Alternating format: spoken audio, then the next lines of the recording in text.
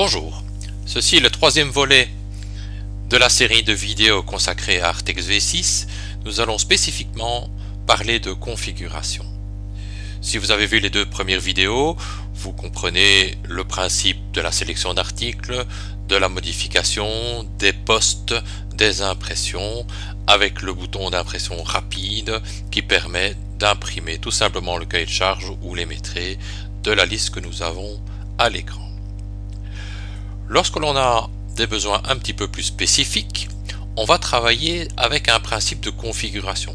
Ces configurations sont également accessibles à travers l'arborescence en partie gauche de l'écran. Par exemple, moi j'utilise personnellement un paragraphe aide-mémoire dans lequel je mets les questions que je dois poser à l'architecte lorsque je travaille en sous-traitance pour un architecte.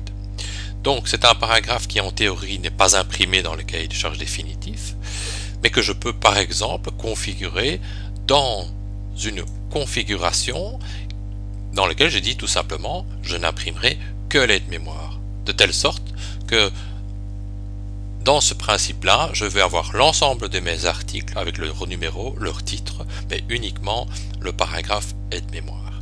Donc c'est une des puissances du paragraphe de pouvoir être imprimé ou non imprimé, et c'est une puissance de la configuration de mémoriser cette sélection.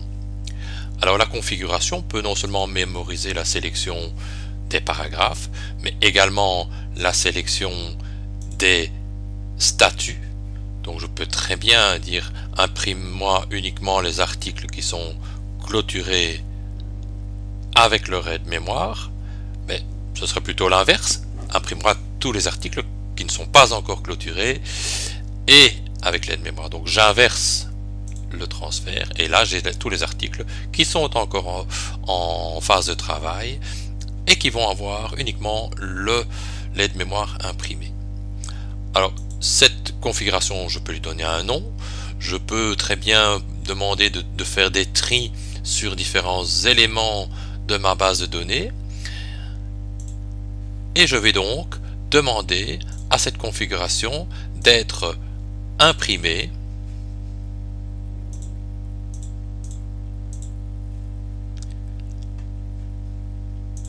voilà, je vais donc demander d'imprimer tous les articles affichés.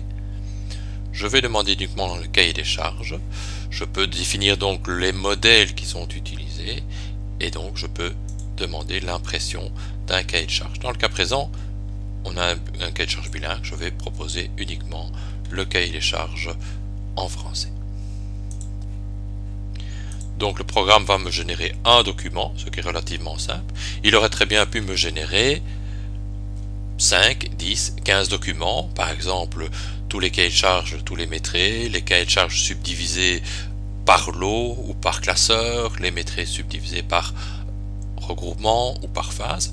Et donc le logiciel permet donc de générer en une seule opération via les configurations les différents éléments de ma base de données. Donc je vois ici uniquement tuyau de drainage généralité, un seul paragraphe aide-mémoire, vérifier si aucune indication de pente ne se trouve sur les plans de l'architecte, le cas échéant supprimer les indications dans le présent cahier des charges pour éviter l'incohérence entre le cahier de charge qui dirait pente de 5% et les plans de l'architecte qui dirait pente de 2% ou d'1,5% suivant les configurations du terrain.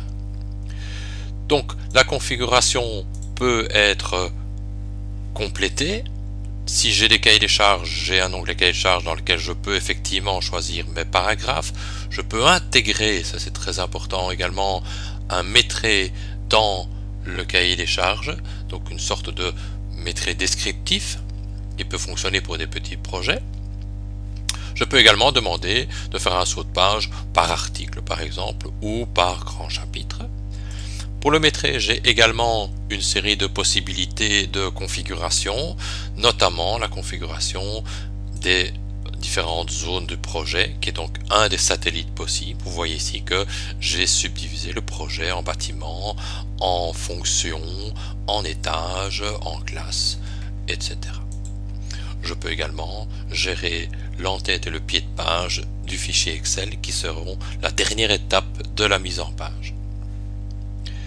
Les modèles peuvent être modifiables par l'utilisateur du dossier lorsqu'il s'agit, dans le cas présent, d'un modèle qui va être copié spécifiquement pour le dossier, ou bien par l'administrateur lorsqu'il s'agit de modèles qui sont généraux pour l'ensemble des projets Artex.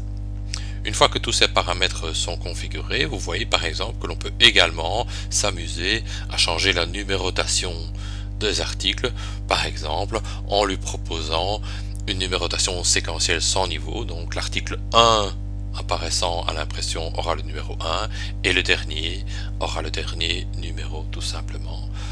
Je conseille moi plutôt d'utiliser effectivement la numérotation normale qui va prendre rigoureusement ce que l'article affiche comme numéro, va imprimer ce numéro là. Donc une fois que l'on a ça, on peut donc en une seule opération générer les 4 documents, mais on pourrait très bien en avoir 8 lorsque on a un dossier bilingue, et encore beaucoup plus si l'on a demandé de subdiviser le fichier de cahier des charges en différents lots. Cette configuration donc peut être très utile, comme vous le voyez, au niveau de l'impression, mais également au niveau du travail. Donc c'est-à-dire qu'on peut très bien avoir une configuration de travail, par exemple, comme on a vu tout à l'heure, dans lequel on affiche que les articles qui sont à modifier ou que les articles qui sont encore à traduire ou à mesurer. Donc le nombre de configurations n'est pas limité et vous pouvez faire autant de configurations que vous voulez, soit pour l'impression mais également pour le travail. Je vous remercie. Il existe encore d'autres vidéos qui vont parler des différents satellites que vous voyez ici. Ce que j'appelle satellites, ce sont des possibilités de subdiviser en lots, en comptes, en phases, en classeurs. C'est une fonctionnalité très importante lorsque l'on a des dossiers complexes. Et la philosophie d'Artex étant, on doit pouvoir faire des dossiers très simples, comme nous avons vu ici, transférer, modifier, imprimer, mais également des dossiers complexes avec des configurations préétablies, et avec une base de données complexe, c'est-à-dire toute une série de satellites qui peuvent être appliqués au dossier. Donc, par exemple, la subdivision en lots qui pourrait être appliquée dans ce projet. Je vous remercie.